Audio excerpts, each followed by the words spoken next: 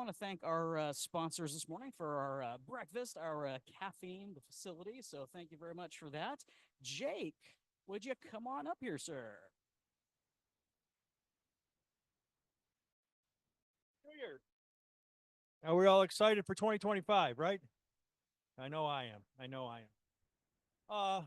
I just want to briefly go over our sellers coverage. I think a lot of people aren't taking advantage of this opportunity with their listings. How many have listings out there right now?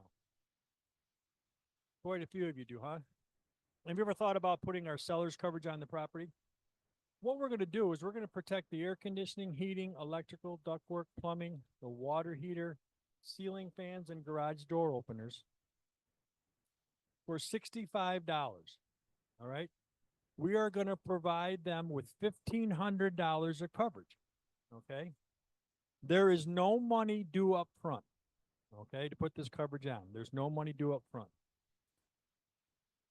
There is a $100 service fee if we have to go out there. But they're going to get $1,500 worth of coverage.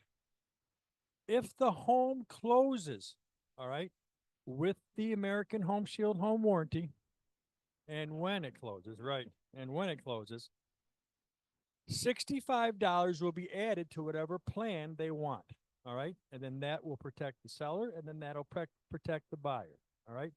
That $65 is not due until the close of escrow, okay. So to start this coverage, they need no money up front. No money. All I need is the property address with the seller's name, phone number, and email. I'll put the coverage on. I'll send you a confirmation.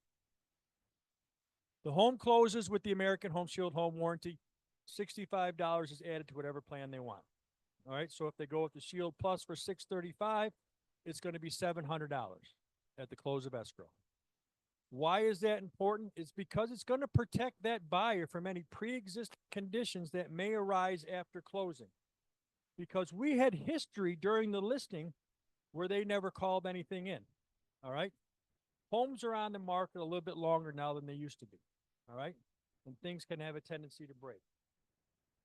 Here is something that you may like also. We have the seller's coverage on the property. The home closes. The buyer comes in and says, well, I want to use a different home warranty company. Okay.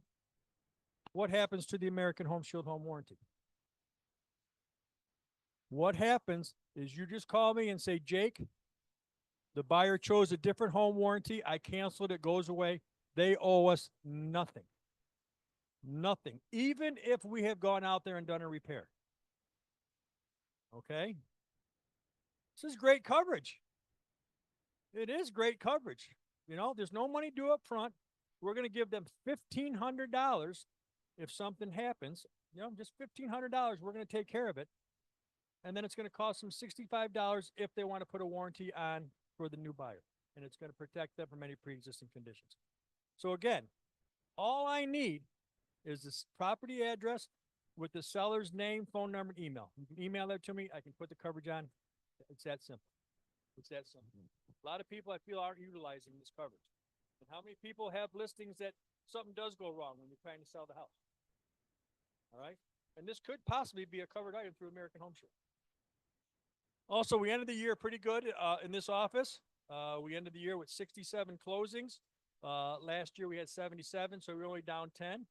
Avondale, we ended up with 4 closings. The previous year we had 10, so we were down a little bit. I'm hoping for a better year this year. Also, the Glendale office, we rolled trucks out to 88 of your clients that have American Home Shield home warranty and saved them $25,000. Okay? So American Home Shield sent 88 trucks out to your clients and saved them $25,000. Avondale, we rolled 19 trucks and we saved them $5,000. All right? So the home warranty is there. It's protecting your people. All right? And out of those 88 claims, we send out a survey to give them a 5-star review on how American Home Shield does. Out of the 23 that applied back, 19 of them gave us a 5-star rating. So we did a good job. All right. So I am here to help you and your clients. I want to do business with you. And the only way I can do business with you is for you to give me a chance. and let me show you what I can do. So, if you guys have any questions or anything like that, please feel free to reach out to me. And I'm looking forward to a great 2025. Thank you.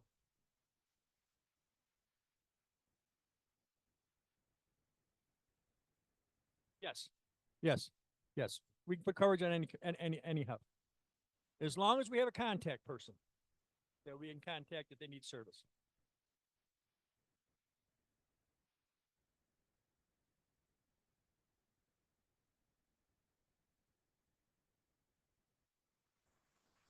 Yes, yes. I have something like this right here. I can send to you. Yeah, I could probably send it over to Kim, and I can have her forward it on to everybody. Would that be all right? Okay, yeah, I can do that and give it to them, because a lot of people think that if they sign up, they have to pay. They have to buy a warranty. All right, that's not true. Some warranty companies, yes, you sign up for the coverage, you have to get the warranty.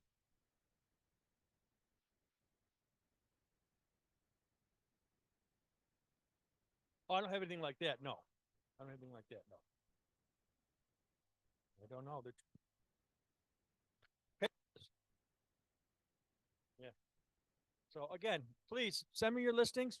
Send me the coverages. I'd be happy to enter for you. Thank you. Thank you, sir. All right, good stuff. Tina with Motto, come on up. Hello, everyone. Who did that? Is that you? Art. Thank you so much. Hey, I just have two things for you guys. Can you hear me? Cindy, can you hear me? All right, I just want, because it seems so quiet. I just want to have two things. One, on January 22nd, it's a Wednesday. We're going to have a lunch and learn, our first of the year, and it's about rates and how to leverage, a 2-1 buy down, 1-1 buy down, 3-1 buy down, all that fun stuff. So, and we are serving lunch, so come see us in the office. Secondly, lunch, I know, and it's a surprise. It's nothing I've served you before, right? What's what's that? She's serving up knowledge. That's what they're serving. Oh, bingo! He wins. All right. Secondly, you guys know I've been on the search for a bilingual loan officer, so I wanted to take a moment to introduce Luis Godinez. Come on, Luis.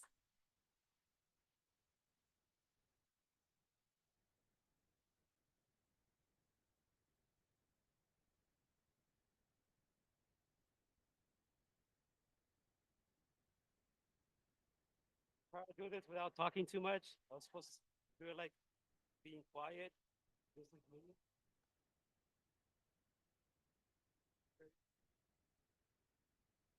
Oh, oh, so, buenos días a todos. Es un placer conocerlos a todos. I'm very happy to be here and be part of Tina's team. So I've been in the industry for 15 years, been in it since 2015, and most of my experience is mostly in Utah, but I recently moved back to Arizona 2 years ago, and I'm trying to work on the market and create a footprint, I guess, in Arizona. I'm hoping to build a good team with Tina, and I'm here to answer any questions, help you with any loans that you have. Well, Welcome. And just one thing you might want to know about him: he's a newlywed. Good stuff. All right, come on. All right. Good morning, everyone. So I know we get very repetitive and we always ask you, what can we do for you? What do you need? What can we help with? What can we do for your open houses? So I'm going to ask you again, what is it that we as your preferred title company can do for you? So I know there's a lot of talk about what other title companies do for you, but what can Title Alliance really truly do for you to help grow your business? So in the most recent days, we've done more listing kits, more open house flyers. So whatever we can do to help you succeed is what we're going to do. Amy will be sending out a survey to just kind of ask, a few questions. We do appreciate your honesty and your feedback. And again, we super appreciate you using Title Alliance, countering for Title Alliance, and just, making us work hard for you. So let's have a wonderful 2025, and I wish everyone the best of success.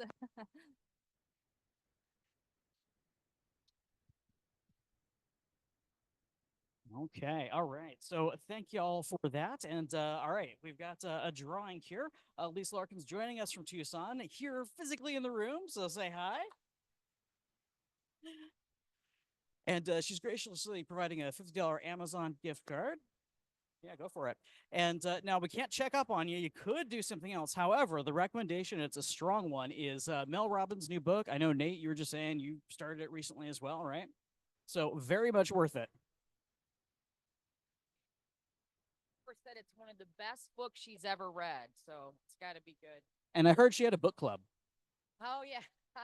So what we do in Tucson is for years, it's a tradition that we have a raffle at every meeting. So I brought it here, and the winner is no way the third time, Brandy. Oh. I don't, there might be something going on there. We're gonna have to.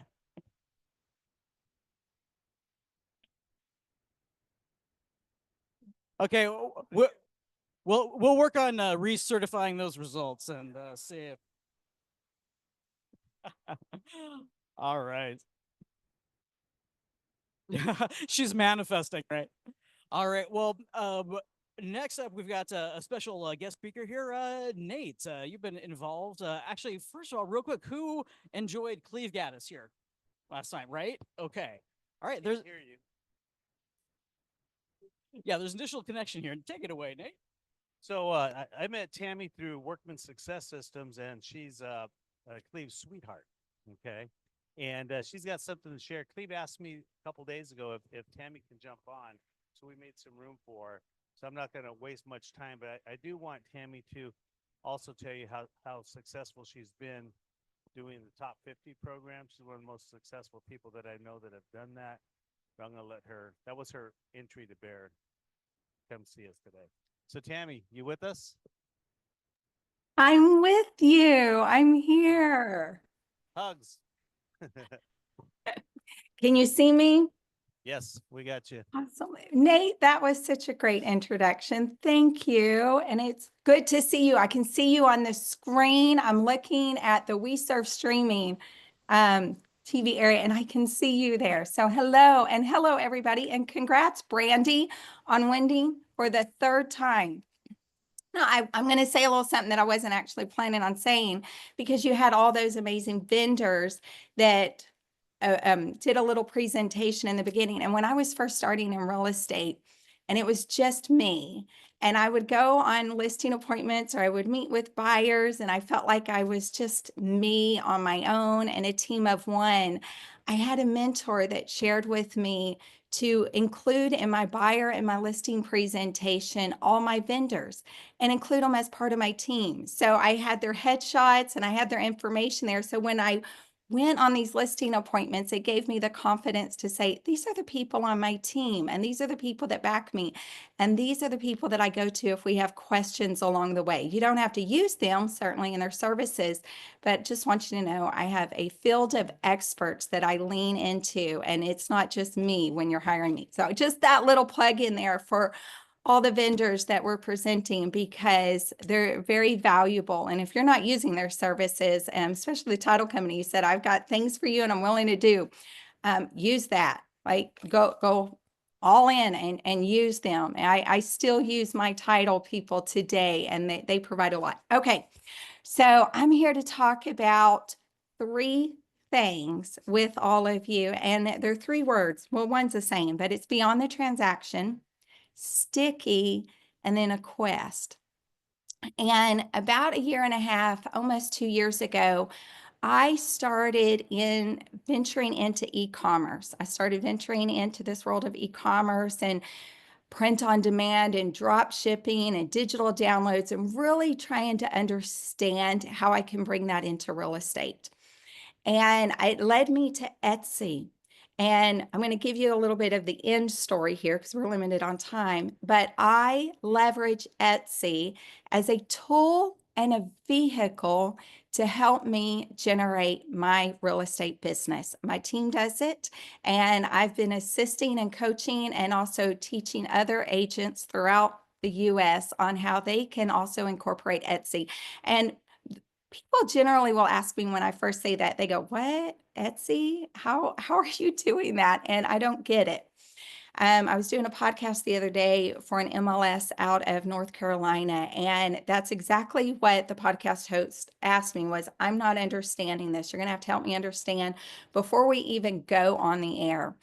And so I want you to think of Etsy as it's a vehicle similar to YouTube. It's a vehicle similar to Instagram. So it's that vehicle, but it's also a tool similar to Redx and similar to a CRM, similar to the other tools and systems we use in our real estate business. Now, I work Etsy, and the agents that I've coached and trained work Etsy as a pillar of income. You're all very familiar with pillars of incomes like for sale by owner and expireds and open houses. Etsy is also a pillar of income. There's one big difference. When an agent works open houses as a pillar of income, they earn income for their family only at the closing table. And when an agent works for sale by owners as a pillar of income, they only generate income for their family at the closing table. Etsy allows an agent to work that pillar of income and generate income for their family at the closing table and before, during, and after the transaction. It allows an agent to go beyond the transaction to serve their community and serve their clients. I have clients that I'm serving outside of real estate, and that's very important. When I'm going to tell you a little bit about my top 50 success, this is actually key, is being more than just a realtor to your clients, but being part of their family, being in their home. And I am able to serve, and my agents are able to serve their community and their clients, customers, prospects, and also benefit by having the opportunity for just strangers all over the world to buy the products that are in the Etsy shop. That's the products that we put in our Etsy shop serve our community and they serve our clients, but it also brings in additional income into the household because someone in New York could also randomly buy the product, and that does happen quite often. Now, I did want to talk about sticky. So that's going beyond the transaction. I hope that kind of helps. I don't have a lot of time right now to tell you the specifics of the stories, but I am doing 3 free webinars, and they're not the same webinars. They build upon each other. If you can't make it, it's okay. They're going to be recorded, and you'll get a login page to all those free recordings because I'm on a quest to reinvigorate and inspire realtors right now. This industry over the last couple of years, many agents are feeling uninspired and disenchanted with this industry. And Etsy has allowed those agents that are very creative and they like to stand out and stand apart and be different, and they want to generate more business from their sphere. This is not a cold call business. This is not hard selling. This is soft selling.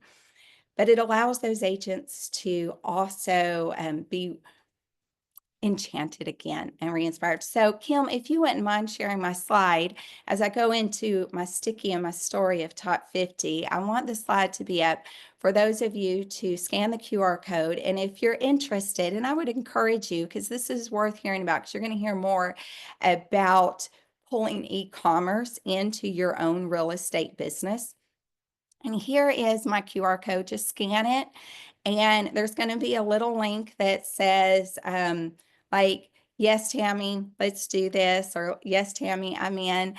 Click on that and then put your name and your email. I'm not asking for a phone number. But just put your name and email, and you'll be sent the calendar to those 3 webinars, and they start 1 week from today. So they're coming up pretty quickly.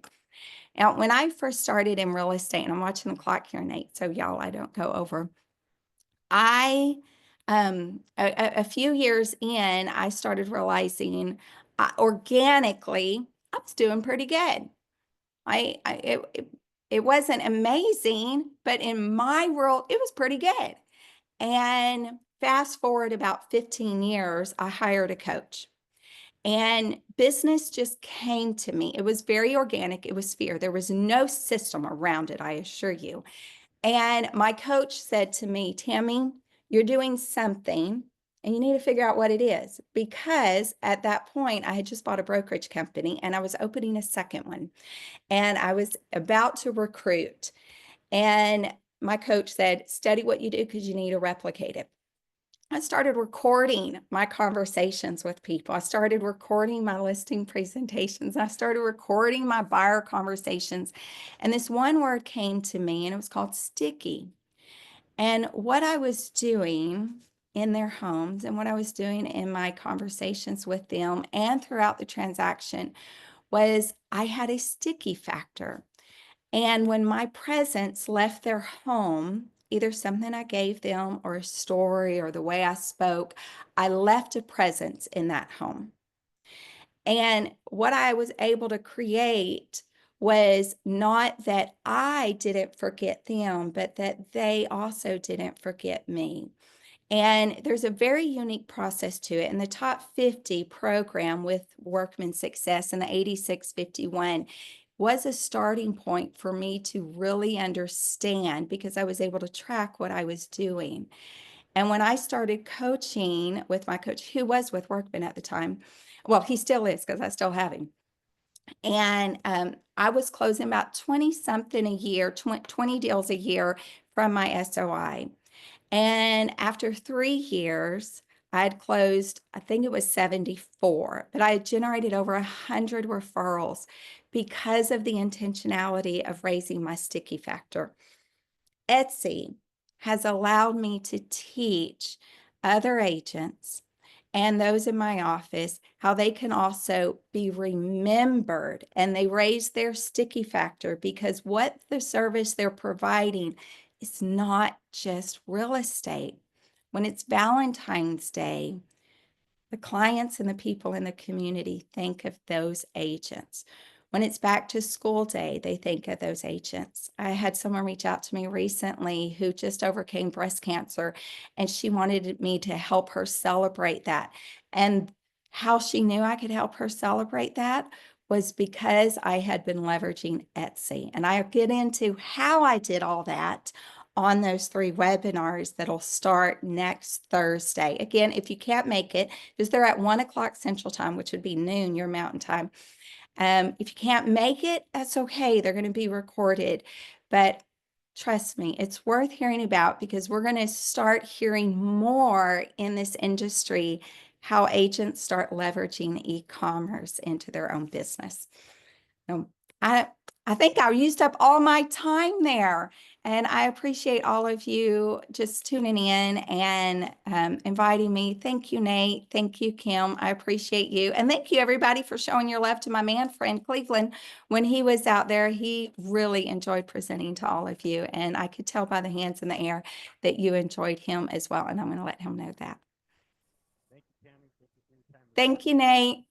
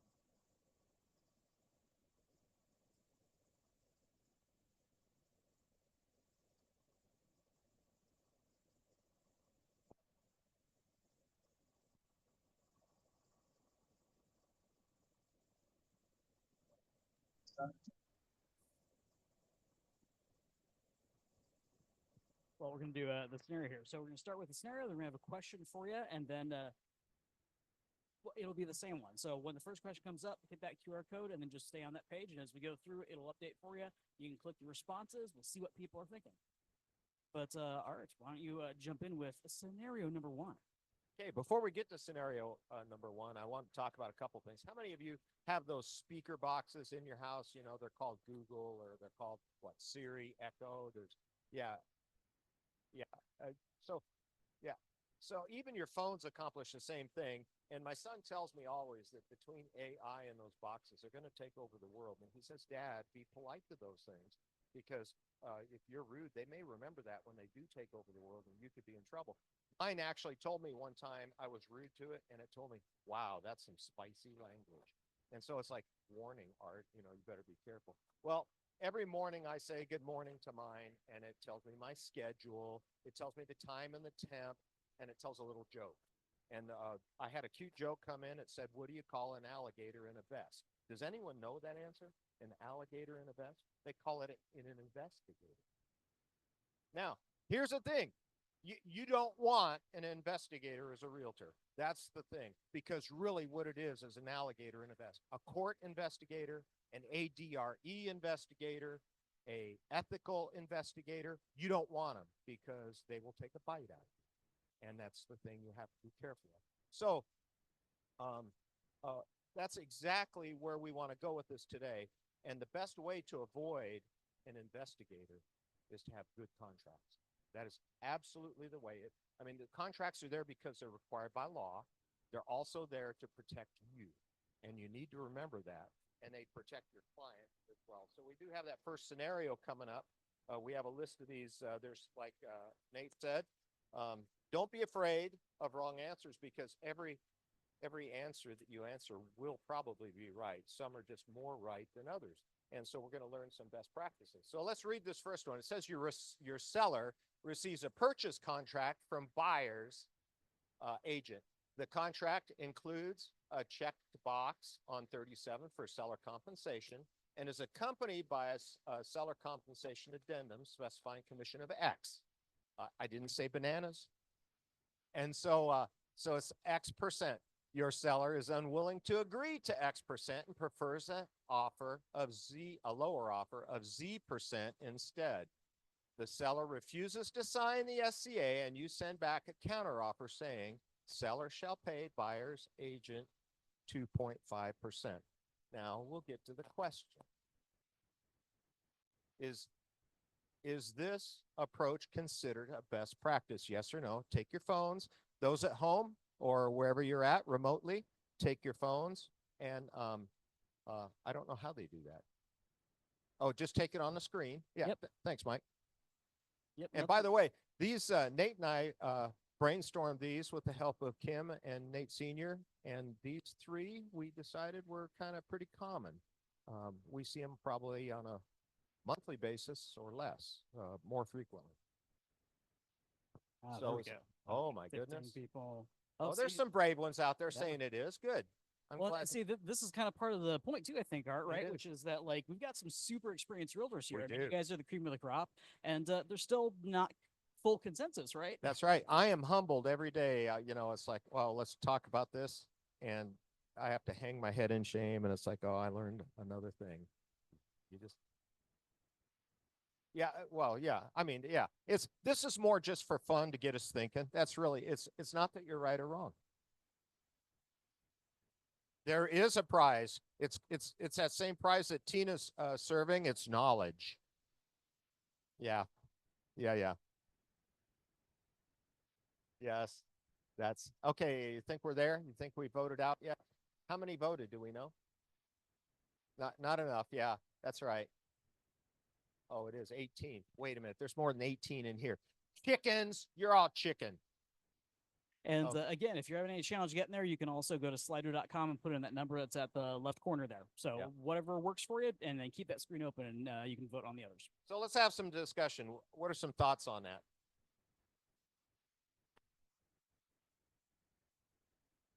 Put it in the counter offer, but they still need to sign it. I'm sorry. We've had a couple that won't sign. Yes.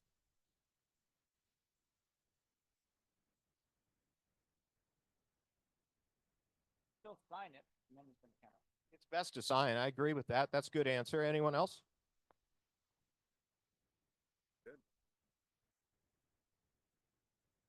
Great insight. It is part of the contract. So I did a couple of things. I always play it safe. I called attorney hotline on this, the legal hotline on it. They gave me a piece of information I hadn't even thought of. And that is, what would happen if you had the seller that would not sign and the other side sent you a cure and said, if you don't sign it, you have 3 days to get it signed. What happens to the earnest money after that day? It could potentially, say it again. You don't actually have a complete contract. It's a complete contract. That's true. So they could back out of the deal and the earnest money goes back. What happens and this happens to me, it's already happened twice. An agent comes to me and they say, hey, Art, my folks, I'm sorry, I've told them, but they want out of the deal. And we're way into the deal. We're like a week away from closing. And how can you get me out of the transaction? And we in this case would be the buyer wants out of the transaction. How do we get out of the transaction? And I come up with a way, and they get their earnest money back, and everybody's happy, and you have represented your client very well because we protected their earnest money. Okay. Well, if that cure is in place, and it's been in place, that's really cheap insurance to get out of a transaction way down the transaction. And so the last thing you want is to put your clients at risk when that happens. And that's one thing that can happen. And so the other way around on that is if you want cheap insurance and they're not signing it on their side, you cure that. And now you have cheap insurance to get out of the transaction anytime during that transaction. Now, there may be some argument about that, but it is, I did talk to a couple of people and they both agreed on that. And so just keep that in mind. So the best solution, what would be the best? I would say, and I got this from Senior, he had a great idea, and that was to counter, to say the SCA line 10 shall be the Z%, and seller agrees, or the seller agrees to sign. And then you send the counter over.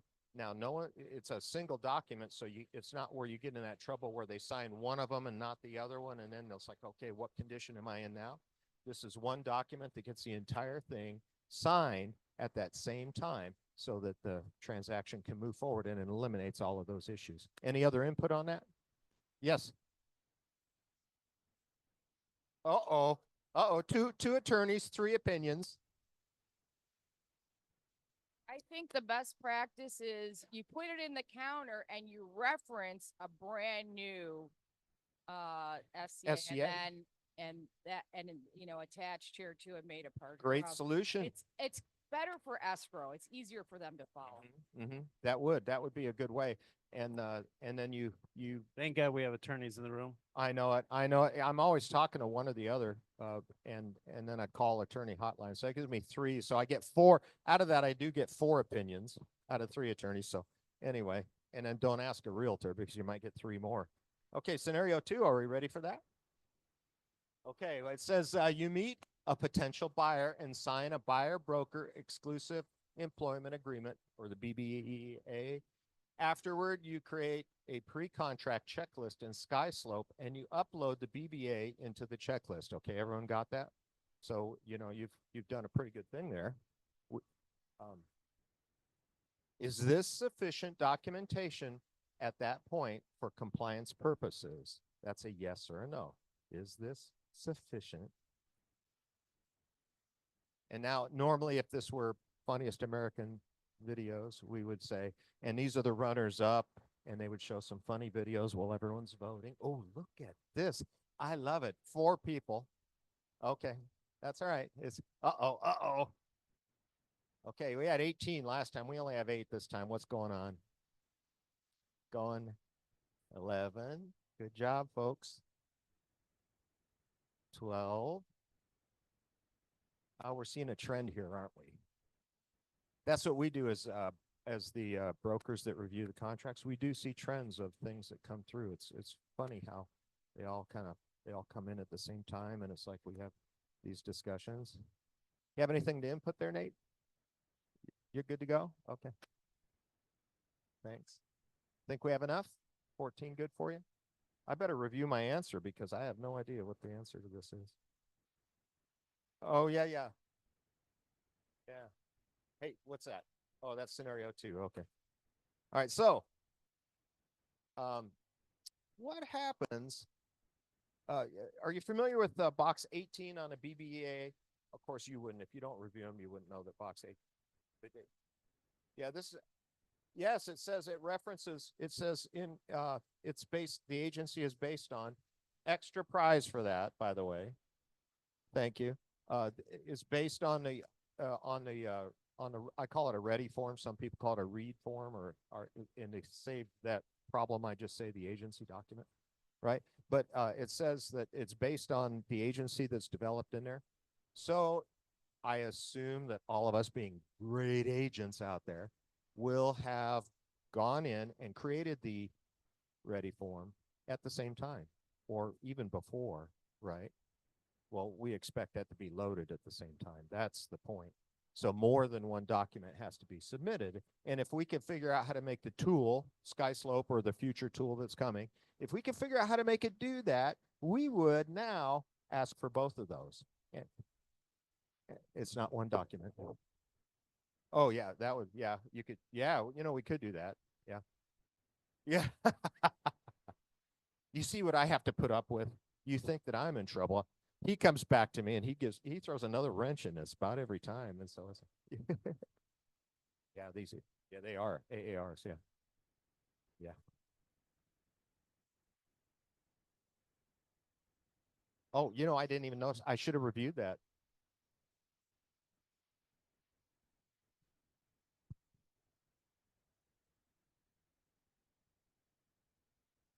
Okay, great. That's good input. Thanks. Good insight, Nate. Appreciate that. Yes, Danielle.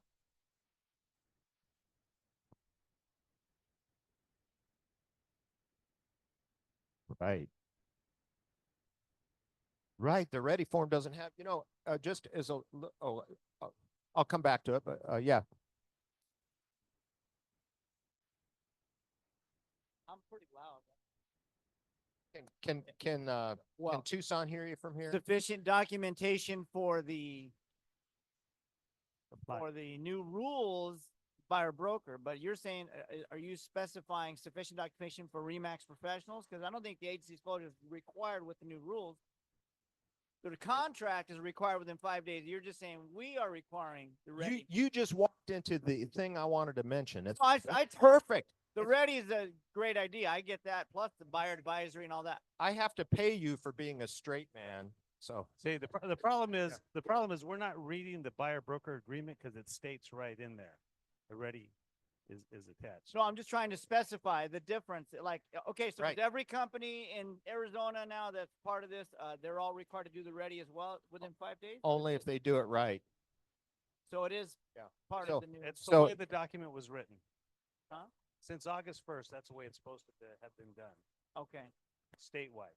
Maybe they So- didn't convey that. No, like I said, I do it. I'm just saying, I didn't know that message was really conveyed, that you need not only the buyer broker haven't. agreement, We but haven't the conveyed it agency well. disclosure.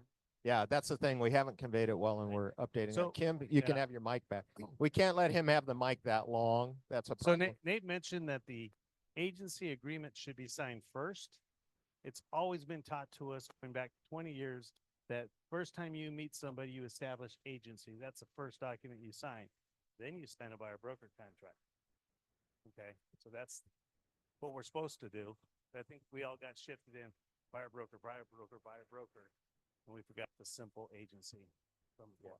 Yeah. So just as a quick reference, the documents that we absolutely have to have in 5 days, and it's there are a few even that don't have it, have the initials across the bottom that say broker review.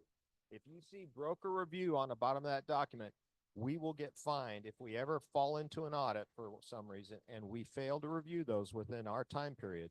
We get fined $500. The broker or brokerage and the reviewer. both get that fine. So if you want to fine me, that's how to get back at me. So yeah, that's how that works. So, and then there's a few others that we want to see in there too. And we're creating a list. You'll see it in my notes when I send it back to you in feedback. Always know this. I don't send you incomplete files with a vengeance. I do it in love. I really do. I do. I love you guys, and I want to do it in love. Okay, so just keep that in mind. All right, number 3. Wow, I love having someone over there at the computer doing this for me. This is, and it was amazing. You had like 5 different things you've had to do. You've done the survey, you did a video. Great job, Mike. Thanks. So you meet a potential buyer and sign a buyer broker agreement to show property form. So you complete the show form, right? That's a short way of saying it. I don't have an acronym for that. So you complete it for a 30-day term. So you said, okay, we're going to do this for 30 days. And later that week, the buyer calls and requests to cancel the agreement. You mutually agree to void the form by basically drawing a line through it and writing void on the line, and then the people initial it. Is that the best practice? Is voiding the BBA considered the best practice for a mutual cancellation? What do you do? Yes or no? Let's see if we can beat 18. We're going for more than 18. If we get 18, I'll double the knowledge that you have, and that it'll be like a bigger prize, right? I see Tom voted. Oh, yeah. Richard, yeah. Who else is voting? I see phones up. So best practice, yeah. It's a good. That's why I'm saying some of these have multiple answers, and it's okay. This one is a teachable thing. This isn't a right or wrong. This is a teaching thing. I bet you didn't know what I'm about to teach you. I'll ask you about that in a minute. We'll see. Is this the one time that y'all don't want to have your phones out during like a CE kind of class, like a knowledge class? It's like, yeah, pretend it's normal. You're on your phone. Yeah. That's it. Just pretend like you're on your phone anyway, and then vote. Look, we got 17. I need at least one more. Come on, one more. One more. The heck with you. We're done. We're done. So it's not the best practice. What's the best practice? I need a suggestion. Have the attorneys put their heads together back there? Okay. All right. They're in council right now. They get paid by the hour. They do, but no, they get paid by the word. They get paid by the word. Oh, Yeah, love it. Roberta, that is so political. Call my broker, she says. Yes. Yeah. Uh-huh. Mm-hmm. Well, that tells me that you may not know what I'm about to show you.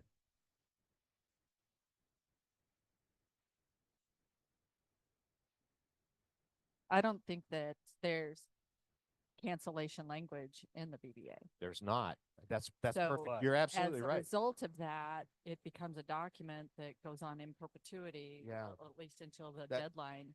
And that is a problem, and that is why I You're- would go to you You're instead. partially right. Yeah, that's good. So I went in, but this is before I was broker here. I went in and actually used an editor, and between a gap in the lines, I put my own wording in it, which is probably stupid, asking an attorney. So, hey, look at that. There's a fat guy up front. We're bringing up a form that we discovered, and we're almost there. I will entertain you a little more. So back to the investigator thing. You want to hear another one? So Art, basically we have an addendum. We do. We do have an addendum. That's what we're pulling up. I've got it. I think I printed it. This addendum has been available. Oh, okay. All right. So this addendum's been available since August. Okay, August 1st. Came out with all the new forms, but it's new to everybody. Is all you guys gonna look at that and go, I never saw that before. And by the way, we do have this cheat sheet of forms. Okay, you're gonna work on that. Okay, good. So well, that'll work. You guys The can all see tech that. guy has been stumped. That's okay. So the name of the form, it's called Buyer Tenant Employment Agreement. And Addendum. believe this or not, you can change the length of the term. You can change the broker compensation. So let's say that you sell a new home and you can convince your folks to let you keep the bonus. You can put that on there. Ooh, man, that's a biggie, huh? You can modify any of the additional terms. And the last thing is you can mutually agree to terminate immediately with no conditions, or you can mutually terminate with conditions. And then everyone signs it and you turn that in, you just throw it right in the other one. It's called the buyer tenant employment agreement addendum. And it's in SkySlope. You just, if the easiest way is to search addendum, like do an add form and then say addendum for the search, and you'll see it down in there. And it's, and when we discovered it, it was like exciting. Now, did I not tell you, there it is, look at that. Did I not tell you that I was going to double the amount of knowledge? So we just doubled it. So going back. Oh, okay. Yeah, but you know what? I don't feel like I'm in R4 with a grand hall and all that echo. It's really nice without the echo. Okay, so as you can see, you put in the information, the agreement to show or the BBEA can be modified. And then it says that this addendum is dated, you must put the date, and then broker compensation, you can change it, the expiration date, other modified terms you can put in there. And then here's the two to agree to terminate. And so that's it. I don't have any more. Does anyone have any other input on this one? Mountie.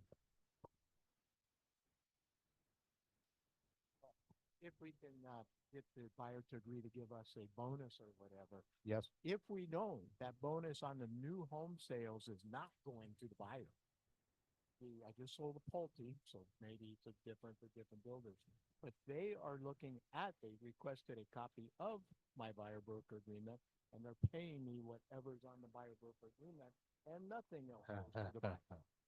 Your mileage may vary, but that's really good info. So you get that modification. Yes. Okay. The attorney corner.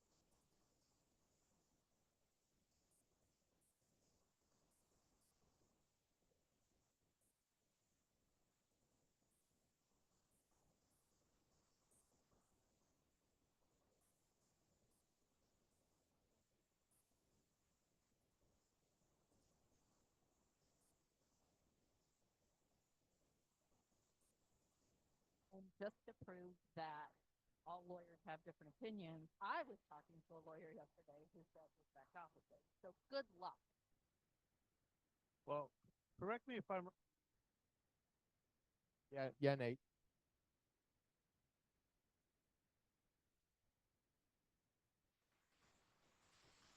a showing agreement is not an employment contract. So if somebody else goes in, shows them that house, they're going to get paid and you're not. Art, anybody? Yeah. Yeah. So the agreement for the 1-day showing, right? It's not an employment agreement like the buyer broker contract, right? It's giving you the authority to show the property. It doesn't guarantee you to get paid. So you can go show that property, and then I can go sell them the house, and I'll get paid, and that person who has that document won't get paid, right? So the buyer broker contract is the best contract. That's the employment agreement between you and exclusive. So just be careful by using that 1-day showing or 2-day showing agreement. We have people that are using those agreements, like a 1-day showing agreement, and then a week later, writing a contract for them. They don't have an employment agreement, and they think that's okay because they signed this other agreement, and it's not. These are the things that the broker team are pulling their hair out. Nate had long hair last week. Right now, it's getting gray, and he's only.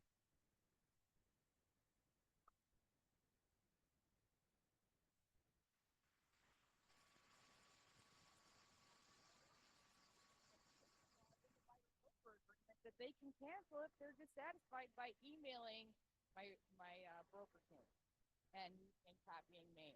No reason needs to be given, and I've really not had anybody use it. That's a fire me at any time clause. That's in the exclusive, right?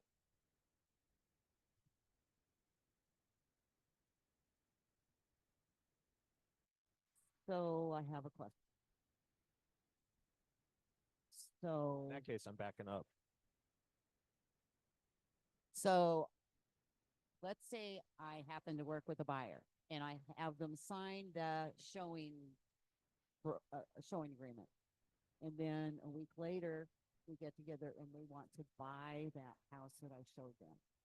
Now, at that point, should I get an exclusive VBA signed? Okay, along with an agency agreement. Okay, but the buyer broker agreement to show does not need an agency agreement. Is that correct, or am I haven't read that. Okay, yeah. Well, if you look at the show form, it makes a reference to the ready form. It doesn't say you have to have it, but it says it makes a reference to it. So I would say yes. Is it So on? broker Nate said you always need the agency disclosure sign. That should be the first document you sign when you meet with somebody. So it's always should be there, right? So. That's good.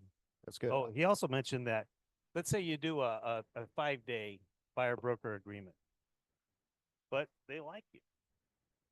What do you do? You pull out this document we just showed you and you extend the time using this addendum. Okay. No, I only use the exclusive one, right? So if you use the exclusive for 1 day, let's say that's the better document to use. Okay. And then they like you, you can extend the terms of that contract by this addendum that nobody knew about till today.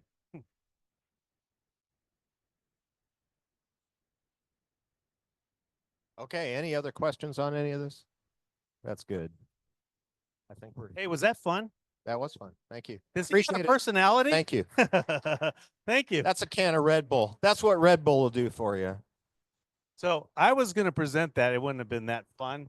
I called Art at 8:30. I said, "You wrote these scenarios. You get to present them." So thank you, Art.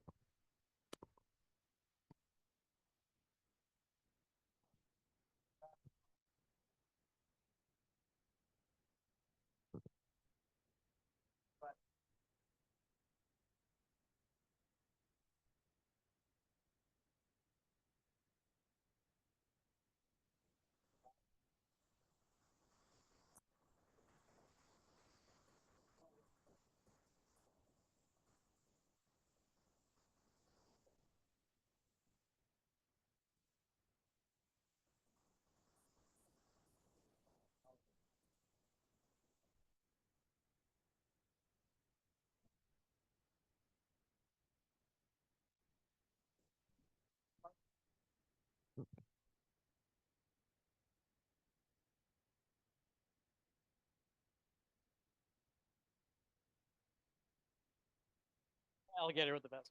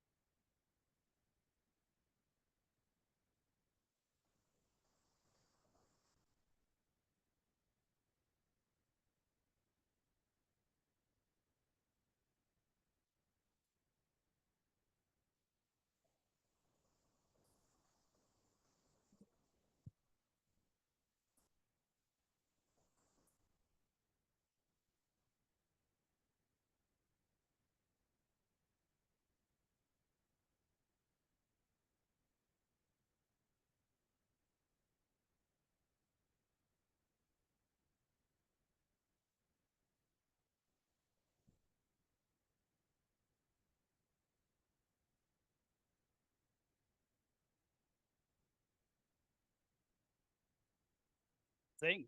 All right.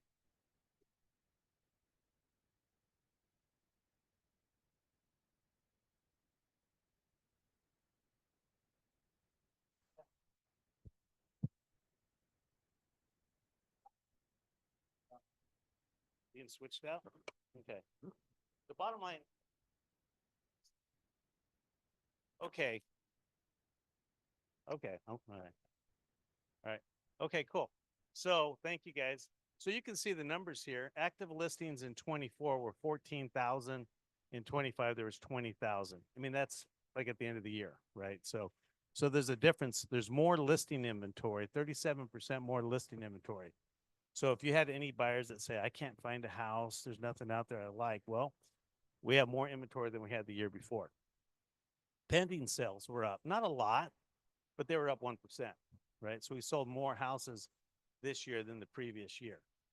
The interesting part, guys, there were 66,000 homes sold in Phoenix, and I think there's somewhere between 40 and 60,000 licenses in the valley. It's a big number. I don't know the exact number, but that's, like one transaction per agent, right? So some agents are going to fail. One of the things that keeps me up at night, and it really does, guys, is that 50% of our agents had a better year than they had the previous year, right?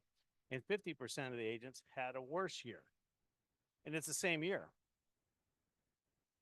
And it's the same circumstances. So I asked a person the other day, and they went on, oh, it's a terrible year, worst year I've ever had. The election, prior to the election, the interest rate. I mean, just rattled off about 30 reasons. And I told that person, I go, it's crazy because 50% of our agents in our company had a better year and they had the same problems you're talking about, but they don't dwell on them, right? They just put their head down and go to work. So I want us to continue to keep our head down and go to work. Monthly sales were up 13%. Okay.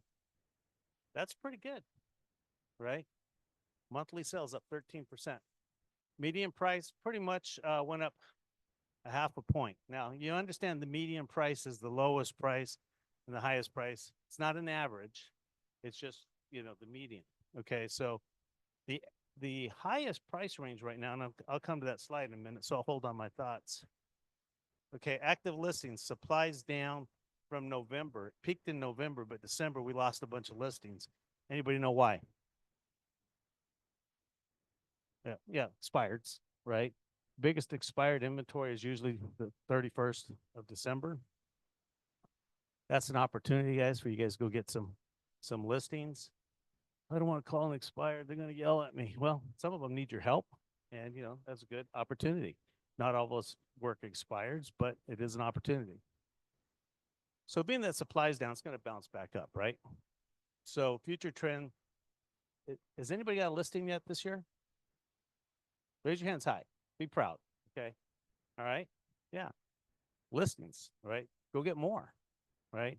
The more listings you get, I guarantee you, the more money you make, right? Pretty simple. Okay, closed sales are up 13% year over year. Count went to 72,000. It was 66,000, I think, the year before. Now, if you go to AAR online, no, not AAR online, yeah, Armless online, armless.com, and you look at their stats, they have stats going back forever. Get a glass of wine, cold beer, some iced tea, sit there and just read those stats and go back and look for trends. The last time we had this type of sales was back in 2005. Okay.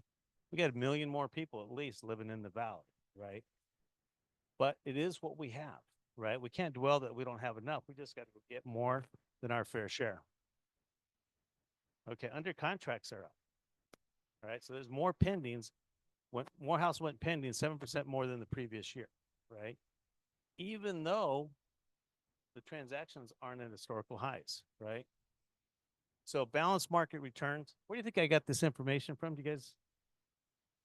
A little bit of everywhere, but Cromford Report. I have a subscription to Cromford Report, so I just went in for the year-end thing. So in Cromford, 90 and 10 is kind of a balanced market. Almost every market in the inner city, meaning Phoenix, Glendale, Peoria, Chandler, Gilbert, are all in this inner circle they're having a balanced market. It's not a buyer's market. It was a buyer's market 2 months ago, most of the state. It's starting to correct itself. Okay. Now, Buckeye, Surprise, Queen Creek, the outlying areas, still more of a buyer's market. You might get a better opportunity out there. All right. Price growth in December went up 6.8%, and that's price per square foot.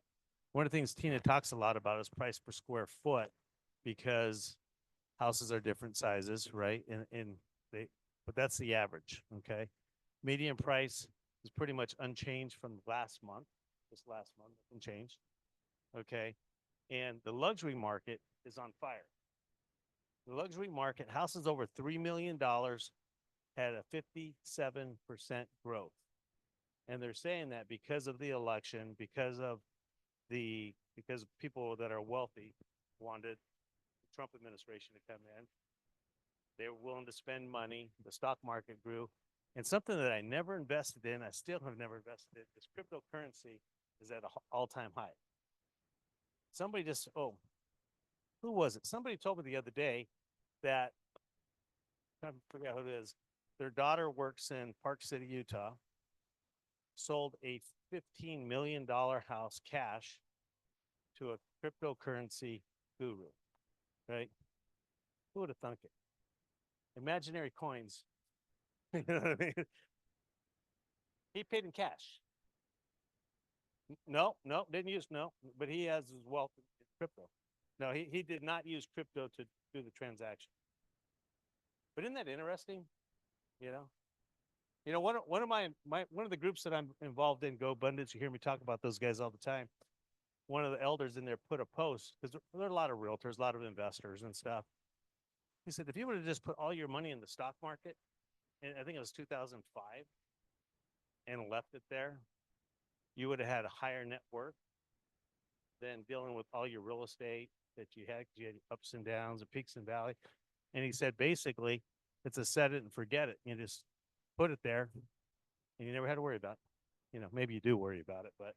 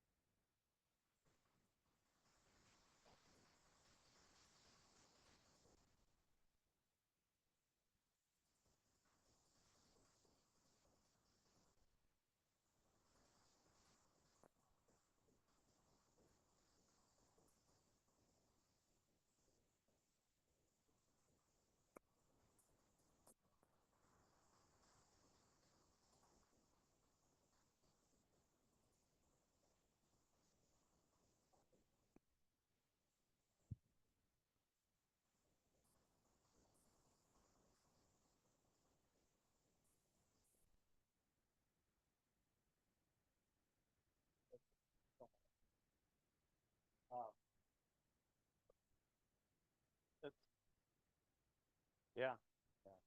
But most of them, even if you buy a house from some of the builders, you still don't have a choice. Right. Yeah. So minimal choices, A, B, or C. Okay. All right. Now, not my number of 7%, but I think over the average of the year was about 7%. Now, many of you that have been in the room for a long time or been alive have experienced interest rates all over the place. The 50-year running interest rate, average interest rate is 7.5. That's been the average over a 50-year period, right? Some of us have a hard time thinking we can't sell houses at this price. But 72,000 people bought a house in the last 12 months, okay? I've seen other posts that if you're going to wait for the market to go down, you might have to wait like 27 years or something. I've seen some of these posts online. Properties haven't gone down, right? They might have relaxed a little bit. There might be some more stuff, but we're not seeing prices falling. Do you think the prices are going to fall in 25? Okay. What do your buyers think? Okay. So that's a conversation, right? That's a conversation, though. You need to show them data and facts that shows that the market is going. I posted something the other day. Jennifer called me out on it, not in a bad way, but I posted something like, hey, you know, I read this. What do you think? And it said something like, help me out with the numbers. Remember?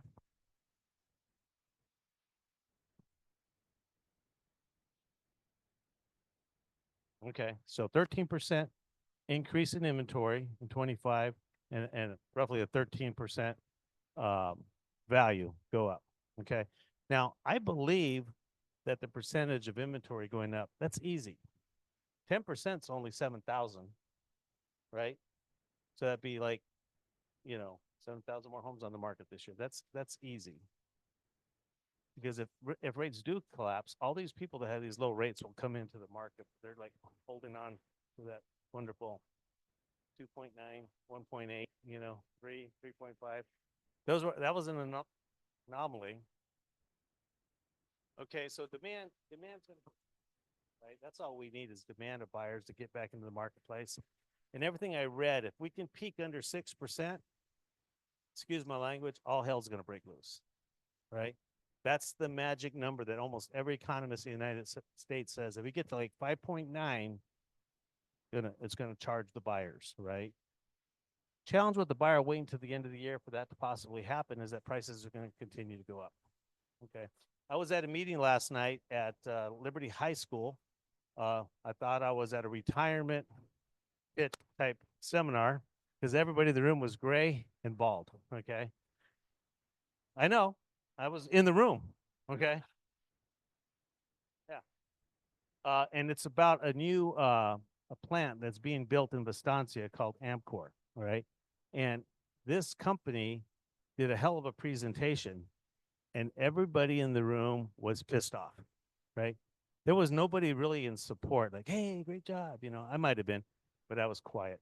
And I got on the way out, several people came up to me and says, our house is going down. And I go, I think they're going to go up, right? Yeah. So living on the west side all my life, when Intel was built in Chandler, you guys remember what happened to Chandler? They got freeways, right? They had freeways before we had a 101, before we had definitely a 303. They started having freeways. They got a new big mall. They got all this stuff and developments, a lot of growth. What happened around Intel, that whole Southwest Valley has exploded, right? Southeast, excuse me, Southeast. So, you know, there's a lot of people up there and they're all mad. Why is it in our backyard? Why didn't you put it over there by the plant? But we did realize it's going to be as big as the plant on the 303, one of the buildings, not all the buildings. It's huge, which means we're going to have these 50-foot crane, or I don't know, how big are those cranes? You gave us a presentation on this, those big cranes, really big. Okay. So it's going to be big, but it's going to produce 2,000 jobs, right? There's going to be 3 shifts, 24/7, 7 days a week. And they're going to do the packaging. They're going to get this, it's like a disc, which has a wafer. Thank you. Ex-Intel guy, right? And these wafers, and those wafers get made into those little tiny, I guess they're all on there already, right? Right. So they're going to package, that's a packaging plant is what they do. But it's amazing. They went through how much water, and it was very interesting. I'll post on the inner circle the link to the slides and some Q&A if you want. You should go to those type of meetings if you're working in the Northwest Valley because it is impactful. And, you know, Tom did a great presentation on the chip plant. We have it recorded. You should go watch it. It is very informative, right? That's the information you need to be able to communicate to your clients. What we got here? Okay. I don't know. Nothing fun. All right. Market outlook. You know, the demand's rebuilding. You know, supply is critical. I think we have enough supply. 20,902 homes on the market right now in Maricopa County. Or when you log into Armless, that's what it says. It was 21, I think, back in the middle of December. And I've noticed it going up every day. Okay. Yeah, they're not going to stop. And to give you an idea, because of chip plants and stuff like that, if you go on the 303 and you look south on 43rd Avenue, there's a road going all the way in there. I think Lennard's building. Junior could probably tell me 1,400 homes. 14. How much they building at Saddleback? 5,000 homes north of Vistancia. right? It's going to fill in the gap between Bastancia and Carefree Highway, right? It's just going to keep going, right? So keep selling, right? There's going to be a lot for us to sell, okay? Um, so if watch the Tina's going to tell you, John's going to tell you, they're going to tell you the rates are moving. They send you out a little email. Just pay attention to that. Watch rates. Like we have a deal right now that did not close because of a probate issue. Okay.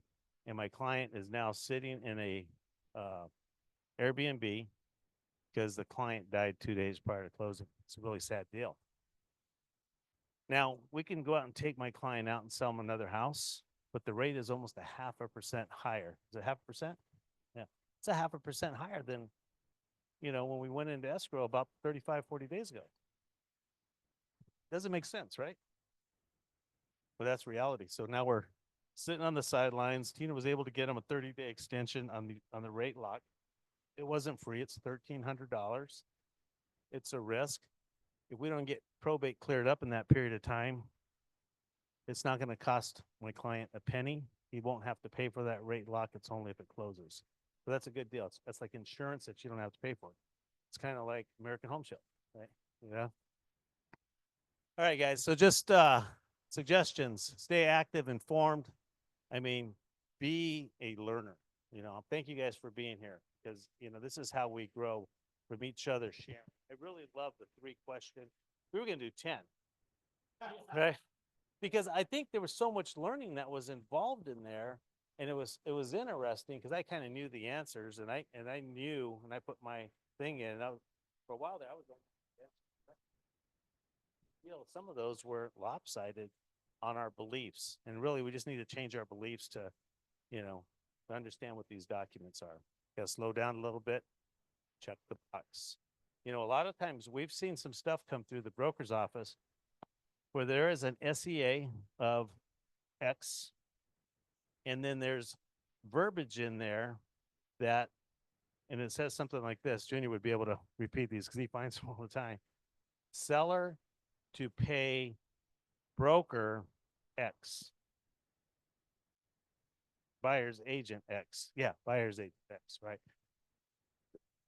It's compensation. It should go through the buyer to the buyer. You have 2 documents. And what that really tells us at the brokerage level is that the seller is obligated to pay X.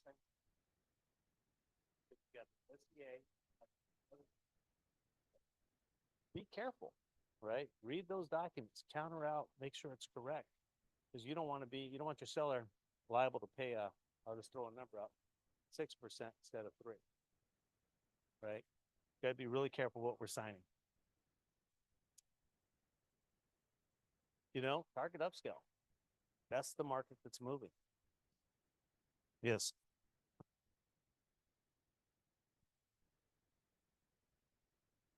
Well, to be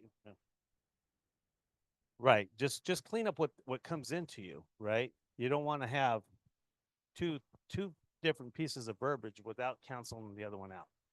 Right? And that's what's happening. I think we're seeing a document that says to pay this way, and another one to pay this way. And you're not supposed to have 2, right? Just 1. If it's simple, just keep it simple. Upscale, right? The higher end market is moving. So if you're struggling in the $400,000 or $500,000 market, maybe look at see what you can do in a higher price range, because higher price range people aren't as affected as much by interest rates, right? I know in the Blackstone community where I work, I'm not all of them, but most of them are cash, right? Cash buyers, 1.8 million cash, $1.3 million cash, right? It's, and if you know my story, when I lived in Maryville, I was selling $25,000 to $50,000 HUD repossessed homes. And then I took a gamble and I bought a bank repo on Peoria for $99,000 in a $125,000 neighborhood. Right. I lived in that community and I became the king of that neighborhood, right? I sold more houses than anybody else. Then I saw this bright, shiny object called Arrowhead being built. So I started marketing in Arrowhead and I doubled my price range again. Same thing with Blackstone. I saw this community being built, way out of my price range. One of the best things I ever did. I mean, my house is doubled, right? It's amazing, right? So just push yourself to get into a higher price range because it's, I hate to tell you guys, it's easier. You don't have challenges, right? Yeah, I mean, it's everything's easier, right? Yeah, I mean, and I sold 2 first-time buyers condos last year personally. You know, where I took them out, and drug them around, and negotiated, and I was in the trenches, and I loved it. Okay, so they're not. I'm not saying just work here; it's work everything, but give yourself permission to raise your average sales price, raise your commission. Um, and then Crawford report. I was on the Crawford report yesterday listening to Tina. She's got something going. Almost every week, somebody's got her on a Zoom. You should listen to Tina every single month because that data is what you're going to be speaking in listing appointments, right? I was in a listing appointment on 136 Avenue in Shea yesterday. Street. Yeah. Way out there. Out of my market. I listened to Tina right before. It just happened. I listened to Tina before I went out there. I was throwing off all these stats and all this just from what she said because I'm trying to make myself sound like I know what I'm talking about to a Scottsdale agent that told me originally that my office is too far west. It is a Remax referral. I might be one of that Remax agent might have referred 2 or 3 people to ensure getting paid. you know, which I really don't like, but I believe that's what happened. So I'm in competition. So I used a lot of Tina's stats in my presentation yesterday. And Nate, correct me if you disagree here, but I think a key right there is intentionally, right? Intentionally leveraging that. Like, don't just wait for the infographic to show up on someone else's Facebook page, like you were saying. Whenever there's an opportunity, like block a little time on your calendar, like every week to listen to that, watch the recording, look at that, and really know what's going on because that's how you're going to be able to jump out in front, right? Everything, I got to be this close to a billionaire one time, and he was talking to a group about this many people.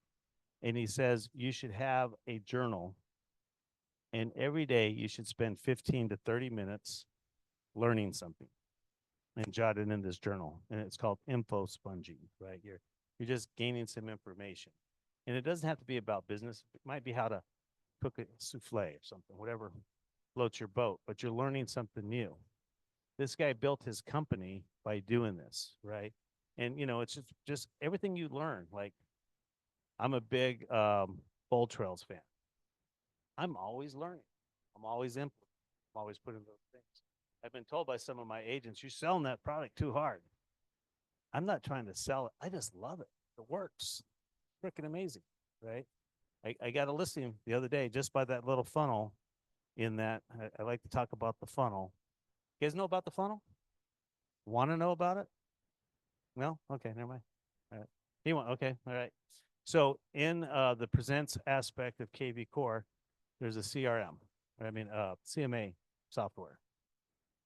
One of the pages is this funnel. Wish I could pull it up, but we've had too many difficulties. The funnel basically shows right now, Remax Professionals has 60,000 people inside the Bold Trails combined. So 60,000 buyers and sellers, past clients and stuff are residing in the Bold Trail software. So in there, I think, Mike, do you know the number of searches? It's a lot, tens of thousands. Okay. Yeah. So 30,000 searches. So if you meet somebody in an open house and they say, I want to buy this, you put them in there and you put them on a search. Don't use MLS because all that Google juice goes to MLS and not to your site, right? So we have all these searches going. So in the funnel, on the top thing, it said something like this. This is for a house in Blackstone. I was in competition with some other great realtors in that community. It said there were 9,027 people searching in the Northwest Valley that we have in our database. And I explained it to them. I said, hey, not all of our agents are on it. Maybe about 40% of our agents are using this software. But of those 40%, we got 9,000 searches for buyers in the Northwest Valley. Then it goes down a line in the funnel. So, right? It goes down and it says there's 912 buyers looking for a house near their address, has their address on there. Goes down again. It says there was 93 buyers looking for a house like yours, priced around 750,000. Okay, and then it goes down one more, and it says we have 50 buyers for your house, right? And then underneath that little funnel are about 5 or 6 emails addresses that are kind of, scrambled, so you can't really see what they are. They're just pieces of name, pieces of an email address. And I said, those are some of my agent's clients, right? So I can send an email out, and I told them I'll do this. You'll probably get it if you have KB Core or Bold Trail, they call it now. So it'll send out an email to you and said, hey, I just listed this house. Here's all the pictures. Here's the price. And there's a little blue box there, and it says you have 5 buyers. If you click on that, it'll tell you what 5 buyers that are in the database that match the new listing that came up today. It gives you a reason to call them. A lot of us don't have reasons to call people. That's a reason to call somebody, so. And if you're not in there relatively often too, don't forget that the AI portion of that is trying to constantly help them like dial in more what they want their searches to be, areas they're interested in. So you don't know, like take a look at that occasionally. If you're not already in your dashboard at least every day, seeing, folks might have kind of drifted their interest a little bit. So like, click that button and see. You might have, like Nate was saying, additional insight to say, oh, Sally, oh my gosh. Hey, I see you're looking in this area as well. A new one just came up. I mean, a great reason to contact them. Yeah. So the software is pretty cool. And I started telling them about the software, how it's all AI generated, how it's keeping people engaged. And, I never talked about AI before in a listing presentation, but I did the other day because I was trying to find some secrets, secret sauce to add to my recipe. Right. And, the fact that I bonded with him along the way, Rick and I had lunch yesterday. I'm walking around this guy's house and he's got a calendar. Right. It's kind of odd for Blackstone, but he's like a mud dirt track fan. You guys know what mud dirt tracks are? Used to be Manzanita Speedway we had out here. And he had a picture of cars on this calendar. As we're walking around the house, I said, hey, is that like what did I call it? A midget. Is that a midget? He goes, oh no, that's a sprint car. And I go, oh, okay. And I said, I sold a house to a guy by the name of Billy Boat. You know that name? He goes, you're my realtor. I mean, it's just like that, because I found something to connect with them. The other thing I would have connected with him, he had a hat of a hockey team, right? On the way out of the house, he was laughing at me. He goes, you're my realtor because of the sprint cars. You know what I mean? In the story that we talked about. On the way out, I said, I didn't even get to use the hockey on you. He goes, hockey? We love hockey. So on the way to the car, he walked in the car and I tell him how my daughter plays competitive travel hockey, and look for those type of clues that's why you go look at the house. It's not to look at their bedrooms. You've seen those before, their bathrooms, and I did give them a list of things they need to do before the photographer came on set. Right. And that's kind of hard to do sometimes. You had to make it all these brushes, dust, makeup dust everywhere. So you got to clean that up. You got to make this go away, please. So those are hard things to say, but we have to say it. Right? So anyway, I'm just killing time. We got 3 minutes left. Any questions I can help you with before we move on with our day? No?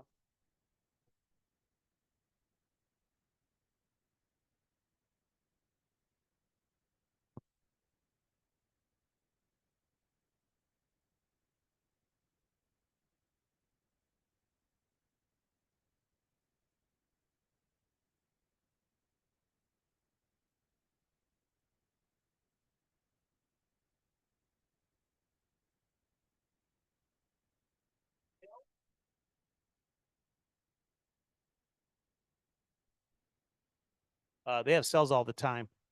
Hey, can we go to that one thing real quick, Mike? The email.